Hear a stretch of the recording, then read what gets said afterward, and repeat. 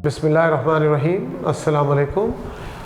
ये students, gaseous exchange में हम रेस्पिरेटरी डिसऑर्डर हमने स्टार्ट किया हुआ है और लास्ट जो हमने डिस्कस किया था पिछले लेक्चर में रेस्पिरेटरी डिसऑर्डर में हमने डिस्कस किया था ट्यूबरकुलोसिस को। तो अब हम नेक्स्ट किसे देखेंगे, second disorder, that is emphysema.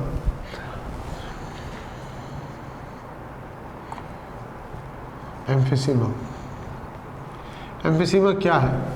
ये कोई इन्फेक्शियस डिजीज़ नहीं है। सबसे पहली बात तो आपको ये पता हो कि इसमें कोई जर्म, बैक्टीरिया, वायरस वगैरह इन्वॉल्व नहीं होते। तो it's not a infection, it's not infectious disease, keep in your mind. तो सबसे पहले देखिए कि बेसिकली क्या है, breakdown of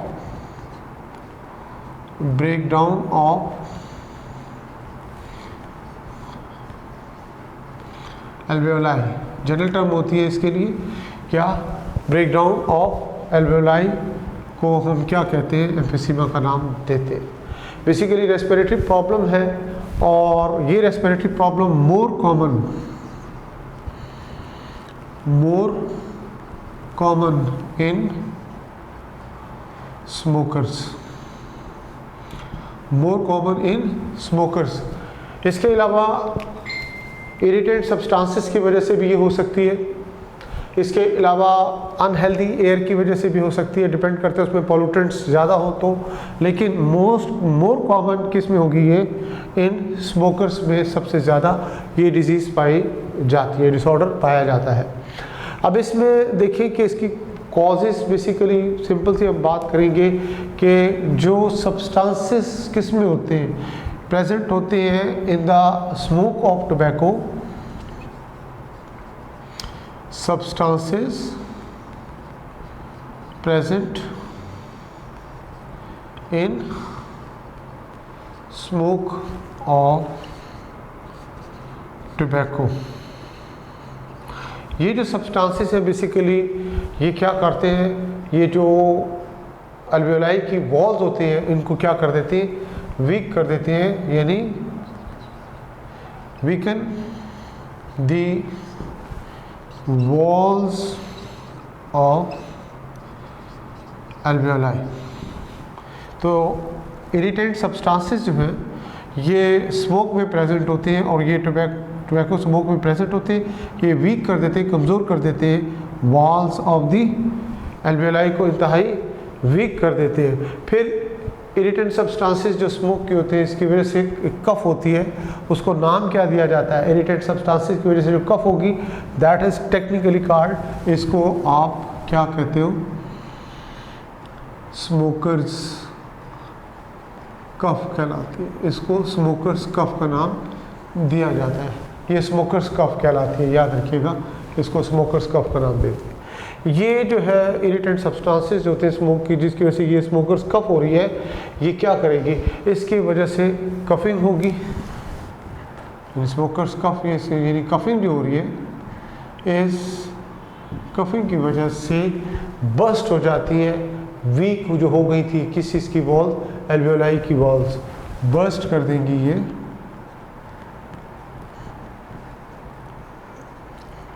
weaker अल्वेओलर walls bast हो जाएंगी, वीकर अल्वेओलर वॉल क्या होंगी, ये बस्ट हो जाएंगी। अल्वेओलाई वॉल जो होती है वो फिर डिजनरेट कर जाएंगी, इसकी वॉल्स हैं ये फिर डिजनरेट कर जाती हैं। जब ये डिजनरेट कर जाएंगी तो स्मॉल अल्वेओलाई जो होते हैं ये कंबाइन होकर क्या बनाएंगे, लार्जर अल्वेओलाई। स्मॉल अल्वेओलाई जो होंगे, अल्वेओलाई कंबाइन होंगे और कंबाइन होकर क्या बना लेंगे, लार्ज अल्वेओलाई। इससे बड़े अल्वेओलाई बन जाते हैं, बड़े अल्वेओलाई बन जाते हैं। स्मॉलर अल्वेओलाई जो होंगे ये कंबाइन होकर क्या बना लेंगे, लार्जर अल्वेओलाई बना लेंगे। नतीजा क्या होगा, अल्वेओलाई की तादाद बढ़ेगी या कम होगी, यानी अल्वेओलाई की तादाद क्या हो जाएगी, फीवर हो जाएगी। फीवर अल्वेओलाई से मुराद क्या है, की तादाद कम हो जाएगी। अब इसमें क्या होगा, वॉल्यूम इंक्रीज़ हो जाएगा और सरफेस एरिया क्या होगा इसका, डिक्रीज हो जाएगा with increased volume and decreased surface area. Surface area कम हो जाएगा, वॉल्यूम जो होगा उसका इंक्रीज हो जाएगा, ठीक है ना। तो लेस सरफेस एरिया जब होगा तो फिर क्या होगा, कंप्लीट गैस एक्सचेंज के लिए कंप्लीट गैस एक्सचेंज यहाँ से नहीं होगी। तो less surface area for complete gas exchange नहीं होगा और फिर इसके रिजल्ट के तौर पर स्टूडेंट्स क्या होगा कि फिजियोलॉजिकल डेड स्पेस जो होती है ये इंक्रीज हो जाएगी। फिजियोलॉजिकल डेड स्पेस ये क्या होगी, इट विल बी इंक्रीज्ड, ये बढ़ जाती है। फिजियोलॉजिकल डेड स्पेस से मुराद क्या होता है, डेड स्पेस के बारे में हमने पहले भी बताया था, डेड एयर स्पेस भी उसको पूरा कहते हैं। डेड स्पेस में डेड एयर स्पेस यानी वो एयर होती है जो कि इनहेलिंग यानी इनहेल तो हम करते हैं लेकिन ये अल्वेओलाई तक उस तरह सरफेस तक रेस्पिरेटरी सरफेस तक नहीं पहुंचती और जिस कंडीशन में आई होती है कंपोजिशन के साथ उसी तरह से ये क्या होती है, एक्सेल हो जाती है। इसको डेड एयर स्पेस का नाम देते हैं और यहाँ पे एयर को डेड एयर का नाम भी दिया जाता है। तो उसकी फिजियोलॉजिकल डेड स्पेस जो होती है इसकी वजह से क्या होगी, इंक्रीज हो जाएगी। नतीजा क्या होगा कि कांस्टेंट कफिंग की वजह से, मुसलसल खांसने की वजह से, कांस्टेंट कफिंग की वजह से क्या होगा कि जो एब्जॉर्बिंग सरफेस है वो बहुत ज़्यादा रिड्यूस हो जाएगी। एब्जॉर्बिंग सरफेस ये क्या हो जाएगी, बहुत ज़्यादा रिड्यूस्ड हो जाएगी, बहुत ज़्यादा रिड्यूस्ड होगी और पर्सन जो होगा can not oxygenate his blood properly. इसका जो पर्सन जो है वो can not oxygenate his blood properly oxygenate नहीं कर पाएगा अपने ब्लड को। तो इसमें फिर ये होता है कि जो बहुत थोड़ी सी भी थकावट हो, लीस्ट एक्सर्शन भी अगर हो तो बंदा पर्सन क्या हो जाता है, ये ब्रेथलेस हो जाता है और उसको शदीद किस्म की थकावट यानी एग्जॉस्टेड हो जाता है। हम कह सकते हैं कि लीस्ट क्या है इसमें, एक्सर्शन क्या करेगी, लीड एक्सर्शन थोड़ी सी भी अगर कोई एफर्ट्स हो, थकावट यानी कोई फिजिकल एक्टिविटी हो तो मेक्स हिम ये क्या करेगा, इसको ब्रेथलेस कर देगा यानी सांस फूल जाएगा, उसका बहुत ज़्यादा सांस उखड़ जाएगा और इसी तरह से वो क्या होगा, एग्जॉस्टेड पर्सन क्या होगा, उसको अच्छी खासी थकावट महसूस होगी। लीस्ट एक्सर्शन में थोड़ी सी भी अगर उसको कोई फिज़िकल एक्टिविटी वो करता है तो उसकी वजह से उसकी ये कंडीशन हो जाएगी। तो अब इसमें आप देखें कि बेसिकली हो क्या रहा है, अल्वेओलाई की वॉल जो है डिस्ट्रक्शन हो रही है इसकी। तो आप इसको हम डायग्रामेटिकली भी अगर शो करना चाहें तो साथ साथ आपको बता सकते हैं। देखिए इस तरह से कि मिसाल के तौर पर ये हमने डक्ट शो की है यहाँ से, ये आपके सामने व्हाट आर दीज, ये हाँ थोड़ा सा पार्ट हमने शो किया है, एयर सैक्स, ठीक है जी। ये अल्वेओलाई है, ये अल्वेओलाई है। ओवरऑल हम इसको क्या कहते हैं, एयर सैक का नाम देते हैं। अब इसमें क्या होता है कि ये जो अल्वेओलर वॉल आपको नज़र आ रही है, ये जो अल्वेओलर वॉल हम इसको थोड़ा सा डार्क कर रहे हैं ताकि प्रोमिनेंट हो जाए। ये वीक होती है पहले और वीक होने के बाद क्या होता है, जब कफिंग होती है उसकी वजह से ये ब्रेक हो जाती है और फिर डिजनरेट कर जाती हैं ये वॉल्स। और जब ये ब्रेक होंगी, डिजनरेट कर जाएंगी तो फिर क्या इसकी पोजीशन होगी, इस तरह से देखिए कि उसी तरह हम दोबारा शो कर रहे हैं। ये आप गौर कीजिएगा कि इसकी जो वॉल्स थी ये सारी वॉल्स क्या हो गई, यहाँ पे डिजनरेट हो गई है इस तरह से। सरफेस एरिया हमने कहा था वॉल्यूम इंक्रीज़ हुआ है, लेकिन सरफेस एरिया क्या हुआ है, डिक्रीज़ हो गया। वो कैसे आपको पता चलेगा, आपको इससे पता होना चाहिए कि ये सारा सरफेस एरिया, इसको आप रेस्पिरेटरी सरफेस यहाँ तक कहते हैं, यहाँ से यहाँ तक ही क्या है, रेस्पिरेटरी सरफेस है। ये सारी क्या है, रेस्पिरेटरी सरफेस है। जब यहाँ से ये वॉल ख़त्म हो गई, ये ख़त्म हो गई इस तरह से, तो ऑब्वियसली क्या हुआ कि अब सरफेस एरिया क्या हो गया, कम हो गया, रेस्पिरेटरी सरफेस एरिया कम हो गया। यानी क्या हमने इसका बताया था कि increase volume and decrease surface area, तो ये होता है। और फिर उसके बाद इसमें कंप्लीट गैस एक्सचेंज भी नहीं हो पाएगा। ये तो आप इसको डायग्रामेटिकली भी इस तरह से आपको चीज़ें क्लियर होनी चाहिए। फिर उसके बाद एक और अहम चीज़ स्टूडेंट याद रखनी है कि एम्फीसीमा की वजह से क्या होता है कि ये जो ब्रोंक्यूल्स होते हैं ये भी क्या होते हैं, ब्लॉक हो जाते हैं। ब्रोंक्यूल्स क्या होंगे, ब्लॉक हो जाएंगे। ब्रोंक्यूल्स ये भी क्या हो जाते हैं, ये भी ब्लॉक होना शुरू हो जाते हैं। ये एम्फीसीमा जब ब्लॉक, ये एम्फीसीमा की वजह से जब ये ब्रोंक्यूल्स जब ये ब्लॉक होंगे, नतीजा क्या होगा, इसका रिज़ल्ट ये होता है कि ख़ास तौर पे जो ब्रोंक्यूल्स में इन्फ्लेमेशन स्टार्ट हो जाएगी। इन्फ्लेमेशन का मतलब आपको मालूम होना चाहिए क्या होता है। इन्फ्लेमेशन का क्या मतलब होता है, किसी भी प्लेस का बॉडी में हॉट हो जाना, स्वेल्स अप हो जाना, पेनफुल हो जाना, ये सारी चीज़ें मिलती हैं तो इसको हम क्या कहते हैं, यानी क्या होना, इसका हॉट हो जाना, रेडिश हो जाना, पेनफुल हो जाना और स्वेल्स अप हो जाना, ये चार चीज़ें मिलती हैं तो उसको हम कलेक्टिवली क्या कहते हैं, इन्फ्लेमेशन का नाम देते हैं। इसमें स्वेल्स अप होना मेन आ जाता है इन्फ्लेमेशन के हवाले से। तो लिहाजा ब्रोंक्यूल्स क्या होते हैं, इसमें इन्फ्लेमेशन हो जाती है और इस इन्फ्लेमेशन की वजह से एयर जो होती है ट्रैप होना शुरू होती है इन अल्वेओलर सैक्स। एयर क्या होगी, ट्रैप्ड इन अल्वेओलर सैक्स में क्या होगी, ट्रैप होना शुरू हो जाएगी। तो लिहाजा अल्वेओलर सैक जो होंगे वो प्रॉपरली वेंटिलेटेड नहीं होंगे, यानी अल्वेओलर सैक जो होंगे ये प्रॉपरली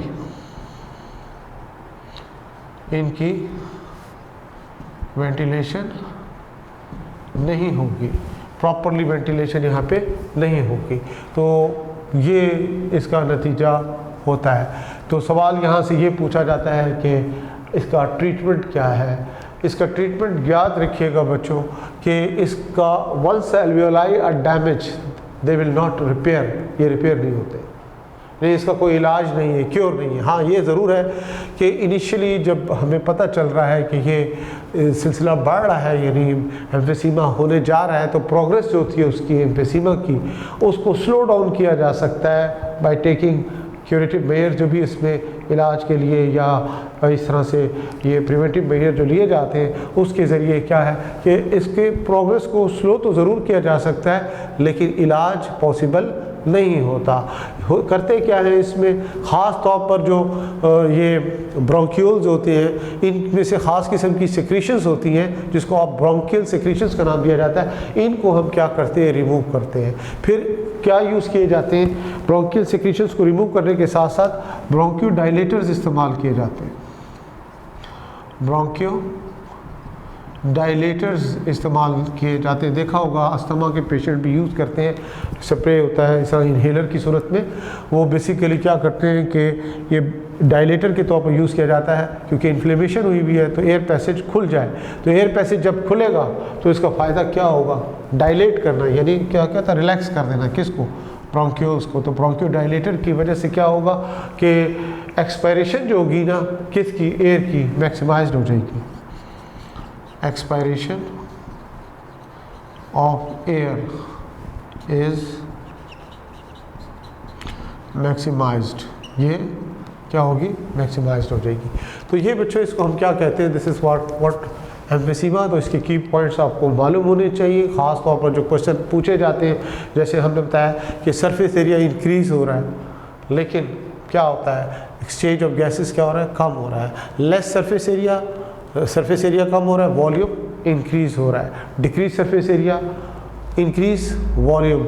इस तरह से ये भी आपको क्लियर हो कि एक कंफ्यूज करने के लिए बताया कि लार्जर अल्वियोलस बन जाता है। लार्जर अल्वियोलस में तो बाहर ये लगता है कि इसमें एक्सचेंज ऑफ गैसेज भी ज़्यादा होगा, नो, सरफेस एरिया कम हो गया। जब सरफेस एरिया कम होगा तो ऑब्वियसली ब्लड जो था प्रॉपरली ऑक्सीजनेट नहीं होगा।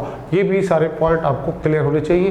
किस तरह से ये डिस्ट्रक्शन ऑफ एल्वेलाई की वॉल्स का कैसे डिस्ट्रक्शन होती है, तो हमने क्या बताया कि इरिटेट सब्सटेंसेस की वजह से क्या होता है, स्मोकर्स कफ होती है, स्मोकर कफ्स की वजह से जो वीकेंड एल्वेलाई वॉल्स होती हैं वो डिस्ट्रॉय हो जाती है, डिजेनरेट कर जाती है, और उसकी वजह से ये सारा सिलसिला होता है।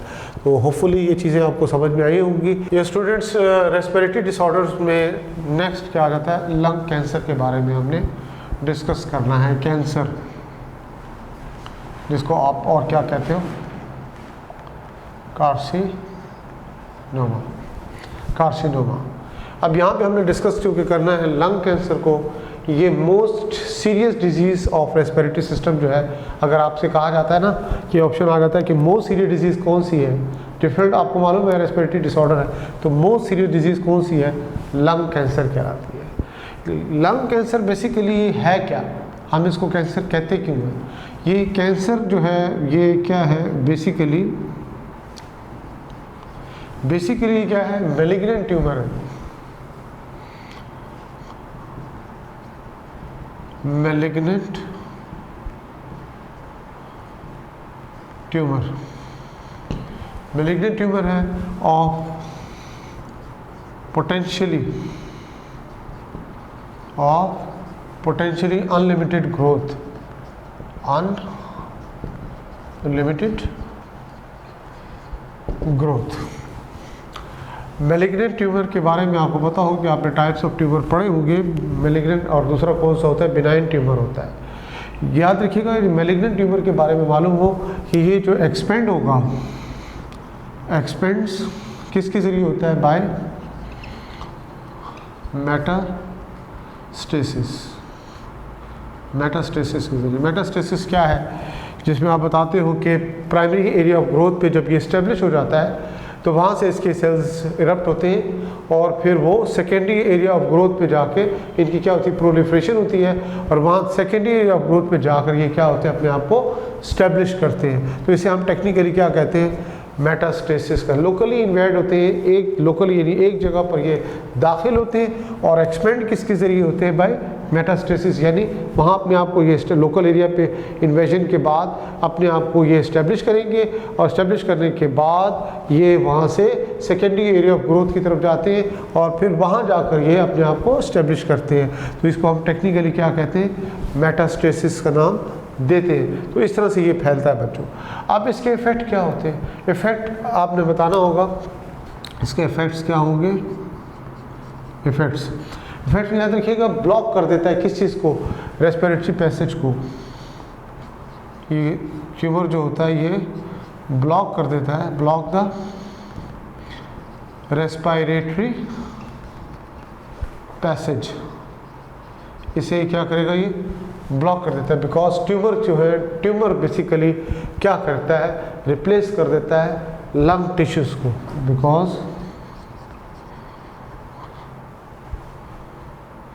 ट्यूमर रिप्लेसेस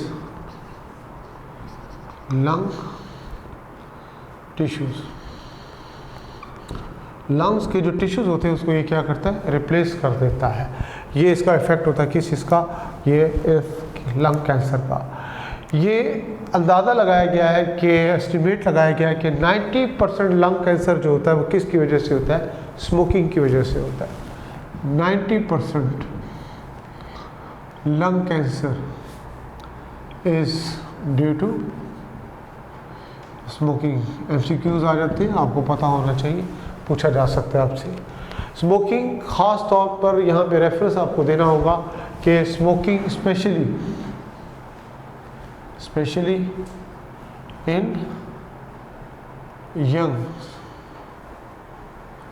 यंग एडल्ट्स की बात की जाती है। स्मोकिंग स्पेशली किस में, यंग एडल्ट्स में। ये ज़्यादा चांस होता है कि इनमें लंग कैंसर हो, ये ज़्यादा थ्रेटेंड होते हैं किसकी वजह से, लंग कैंसर के हवाले से। Smoking specially in young adults हम कहेंगे they are most possible threat of lung cancer. तो चांसेस जो लंग कैंसर के हैं 10 टाइम्स मोर होते हैं किस में, in those person who smoke और live in smoky area, unhealthy air में जहाँ पे रहते हैं, कंजस्टेड एरिया में रहते हैं, उनमें 10 टाइम्स ज़्यादा चांसेस होते हैं as compare to non smoker. किसके मुकाबले में? नॉन स्मोकर के मुकाबले में। ये भी डाटा है, इंफॉर्मेशन है, आपको याद रखनी है। यानी क्या है? Chances of lung cancer, chances जो लंग कैंसर के और 10 टाइम्स 10 टाइम्स जो है ये more in those persons, more in those persons, उन लोगों में ये ज़्यादा आता है who live in smoky areas, जहाँ पे स्मोक ज़्यादा होता है, यानी सिगरेट स्मोक ख़ास तौर पर। स्मोकर्स आपके अराउंड में, आप खुद स्मोकिंग ना भी करते हो तो आपके करीब जो लोग स्मोकिंग कर रहे हैं कि वो भी आपके पास क्या सकते हैं, सोर्स बन सकते। और ये एक अहम बात है। फिर उसके साथ साथ इसमें आपको ये भी पता हो कि कंजस्टेड एरियाज होते हैं, स्मोकी एरियाज़ के साथ साथ कंजस्टेड एरिया जो होते हैं, ये भी यहाँ पे भी अनहेल्दी एयर होती है, ये भी वजह बन जाती है किस चीज़ की? लंग कैंसर की। तो chances lung cancer are 10 times more in those persons who live in smoky areas और कंजस्टेड एरिया, किसके मुकाबले में? As compare to those people, those persons who do not smoke, जो सिगरेट नहीं पीते, उनके मुकाबले में। तो रिसेंट रिसर्च ये बताती है कि सिगरेट स्मोक की बात की जाती है ना, यानी सिगरेट स्मोक, सिगरेट स्मोक में एक केमिकल होता है टार, इसके मोर देन 10 डिफरेंट कंपाउंड्स हैं, इसके मोर देन 10 डिफरेंट कंपाउंड्स हैं, जिसके बारे में कहा जाता है क्या है? ये कार्सिनोजेंस है।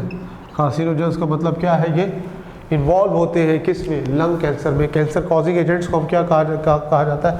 ये कार्सिनोजेंस कहलाते हैं। इसके अलावा और भी बहुत से कार्सिनोजेंस होते हैं जो कि लंग कैंसर की वजह बन सकते हैं। जैसे एग्जांपल के तौर पर अल्ट्रावायलेट रेडिएशंस होती हैं, इसके अलावा एक्सरेज भी हो सकती हैं, ये भी एक तरह से कार्सिनोजेंस का काम करते हैं। इसी तरह से इसमें आप और रेफरेंस दें तो डिफरेंट केमिकल आ जाते हैं, एस्बेस्टॉस वगैरह का रेफरेंस इसमें दिया जाता है, जो कि कार्सिनोजेंस होते हैं, कैंसर कॉजिंग होते हैं। तो डिफरेंट आपको मालूम हो कि आपको ये इनके मिलते हैं, लेकिन यहाँ पे चूँकि स्पेसिफिकली हम रेफरेंस दे रहे हैं किस चीज़ का, लंग कैंसर का, उसको रिलेट किसके साथ कर रहे हैं? With mainly with smoking. तो आपको ये पॉइंट ऑफ व्यू से इसको क्लियर होना चाहिए। अब रही बात इसकी ट्रीटमेंट की, तो याद रखिएगा जहाँ तक इसकी ट्रीटमेंट का ताल्लुक है तो इसके लिए तो डिफरेंट थेरेपीज़ यूज़ की जाती हैं। डिफरेंट थेरेपी से मुराद मेनली इसमें यूज़ किया जाता है, एक तो कीमोथेरेपी है, कीमोथेरेपी आ जाता है, फिर उसके बाद रेडियो थेरेपी आ जाता है। ये इसकी तरह ट्रीटमेंट की जाती है और इसके अलावा सर्जरी भी की जा सकती है। सर्जरी के ज़रिए भी हम क्या करते हैं, एक तरह से क्योर कह सकते हैं इसका, कि रिमूव किया जाता है। हम क्या करते हैं? रिमूव करते हैं किस चीज़ को? आलोप, एक जो लंग का एक लोब को रिमूव करेंगे, या फिर कंप्लीट लंग को रिमूव करेंगे। कब? याद रखिएगा, before secondary growth, before secondary growth, यानी अभी तक ये आगे मज़ीद नहीं फैला है, तो इसको हम उसी स्टेज पे क्या करेंगे? ये इसको रिमूव करेंगे सर्जरी के ज़रिए। इसको टेक्निकली हम क्या कहते हैं? निमोनेक्टोमी, निमोनेक्टोमी कहलाता है। निमोनेक्टोमी का मतलब, नेक्टोमी से मतलब होता है कट करना, लंग्स के किसी पार्ट को कट करने को हम टेक्निकली क्या कहेंगे? निमोनेक्टोमी का नाम देते हैं। तो ये फिर इसका किसी हद तक ट्रीटमेंट पॉसिबल होता है। तो स्टूडेंट्स, यहाँ तक हमने क्या डिस्कस किया?